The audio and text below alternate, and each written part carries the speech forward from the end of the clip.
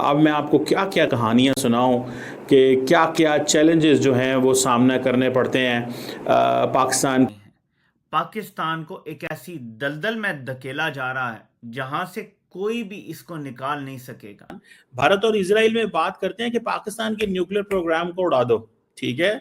और इसराइल के अंदर वो है, वो कहते हैं we are very close to it, कि अगर हमने ईरान का उड़ा दिया तो पाकिस्तान को क्या मसला है। कि जो कल खैबर पख्तूनख्वा में एक हमला हुआ है, खुदकुश हमला हुआ है एक फौजी काफिले पर, जिसपे 13 पाकिस्तान के जवान शहीद हुए हैं। अवाम का कचूमर इन लोगों ने निकाल दिया है। पाकिस्तान के अंदर खैबर पख्तूनख्वा में और बलूचिस्तान में दहशतगर्द वो बहुत ज्यादा बढ़ गए हैं।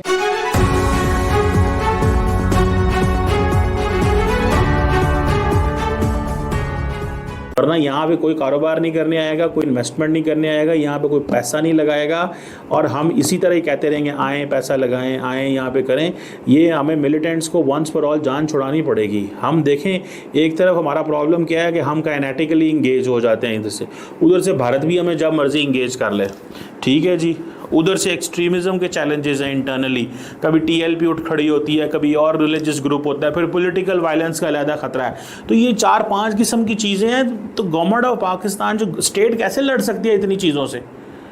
इधर से टीटीपी से लड़के फारग होंगे तो बलोच मिलिटेंट आ जाएंगे, बलोच से लड़ेंगे तो भारत आ जाएगा, भारत से फारग होंगे तो जो रिलीजियस मॉब हैं वो आ जाते हैं, मॉब वेंडलिज्म से निकलेंगे तो आपकी जो है वो जो रिलीजियस वेंडलिज्म से आ जाएंगे, जो सीधा बंदे को पकड़ते हैं और कहते हैं यार ये अहमदी है, ये शिया है, ये सुन्नी है, ये फलाना है ढमकाना है, इसके नाम पे बंदे मारने देते हैं। फिर आप पॉलिटिकल वायलेंस, इमरान खान की पार्टी शुरू हो जाती है या बाकी कोई भी पार्टी। तो मेरी तो असेसमेंट ये बड़ी क्लियर है, ठीक है, कि भाई ये काम जो है वो ख़राब हो चुका हुआ है। अगर आपने इन सारे फैक्टर्स को मद्देनज़र ना रखा, things are not going to be better. मुझे एटलीस्ट नहीं लगता, मैं I am unable to understand the story.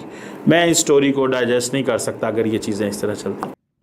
सरमायाकारी नहीं बढ़ा रहे क्योंकि आ ही नहीं सकती जो हालात हैं। फंडामेंटल्स होते हैं ना कुछ।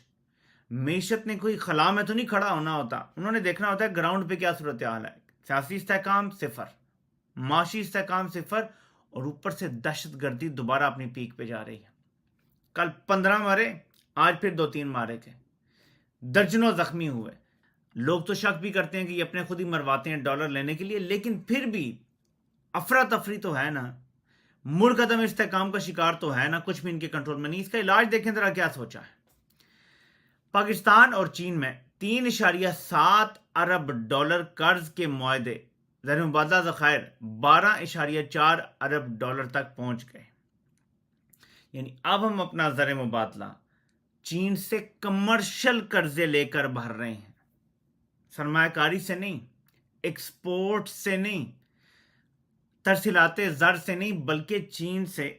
हम ऐसा कर्जा नहीं ले रहे जो कंट्री टू कंट्री होता है या कोई इंस्टीट्यूशन टू इंस्टीट्यूशन होता है।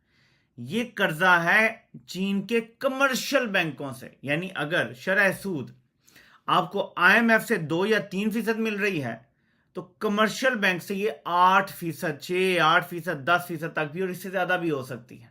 ये हम इतने ज्यादा सूद पे कर्जे ले रहे हैं कि आपने मुसलसल देखा होगा, पिछले कुछ अरसे से खबरें आ रही हैं कि पाकिस्तान और भारत के दरमियान एक और जंग हो सकती है। पैटर्न वही है जो पहले होता था, और इंडियन तजियाकार भी यही कह रहे हैं। और हमने देखा है कि ये भी खबरें देखी हैं कि इंडिया ने पिछले कुछ हफ्तों में जो पाकिस्तान और भारत के दरमियान जंग हुई है, ऑपरेशन बनियानुल मरसूस के बाद बहुत बड़े पैमाने पर दुनिया भर से असला ख़रीदने के लिए उसने पूरी कोशिश की है, ख़रीदा भी है, और अपने अंदर भी अंदरूनी तब्दीलियां भी ला रहा। बहुत सारे जी पाकिस्तान का क्या करें कि पाकिस्तान के 4 टुकड़े कर दें, ये भी बातें चलती हैं इंडिया के अंदर बड़ी। कहते जी पाकिस्तान की जो है ना वो बाल्कनाइजेशन कर देनी चाहिए। तो ये भी इंडिया के अंदर वो एक है कि यार पाकिस्तान को तोड़ दो, पंजाब को अलहदा कर दो, सिंध को अलहदा कर दो, बलोचिस्तान को अलहदा कर दो, कश्मीर हमारे पास आ जाएगा। जब पाकिस्तान कमर्शियल कर्जों पे चलाया जा रहा है, कोई सरमायाकारी नहीं आ रही, डॉलर रुपए के मुकाबले में बढ़ रहा है, 278 चलता रहा है, अब 283 पर है। इसको मसनूई तौर पे रोका गया है। अभी गैस की कीमतों में 50% इजाफा किया गया है गुज़श्ता 48 घंटों में। तो अवाम का कचूमर निकलेगा मजीद। अभी तो ये गर्मियां हैं, आगे सर्दियों में गैस आती नहीं है, और लोगों को जो बिल आएगा वो इतना ज़्यादा होगा कि गरीब खुदकुशियों पे मजबूर हो जाएंगे। हम उस लेवल पे आ चुके हैं कि मिडिल क्लास ख़त्म हो गई है, या तो एलीट क्लास है या फिर हमारे गुर्बत की लकीर के आसपास लोग हैं। मिडिल क्लास यहाँ ख़त्म कर दी गई है। There is no middle class in Pakistan. कल ही खैबर पख्तूनख्वा में एक खुदकुश हमला हुआ जिसमें तकरीबन 400 किलोग्राम धमाका खेज मवाद इस्तेमाल किया गया गाड़ी में और वो टकराई, जिससे 13 पाकिस्तान की फ़ौज के जवान शहीद हुए। और इसके अलावा बलूचिस्तान में दहशतगर्दी की कार्रवाइयों में मुसलसल इजाफा हुआ है पिछले कुछ दिनों में, और ये पैटर्न पहले भी यही था। जाफर एक्सप्रेस पे हमला हुआ था, उसके बाद पहलगाम का एक वाक़या हुआ और उसके बाद पाक भारत जंग हो गई।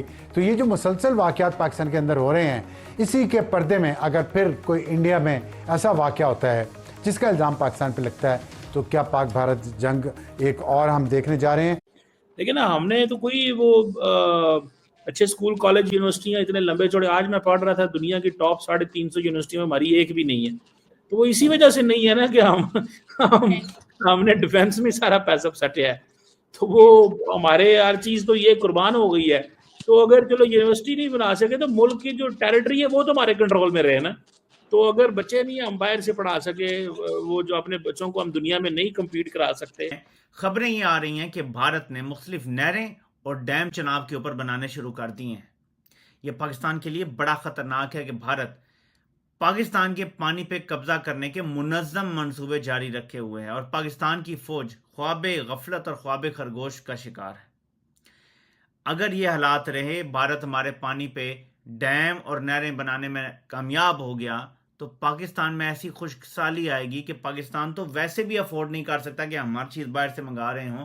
हमारा तो करंट अकाउंट ही बड़ी मुश्किल से बैलेंस होता है।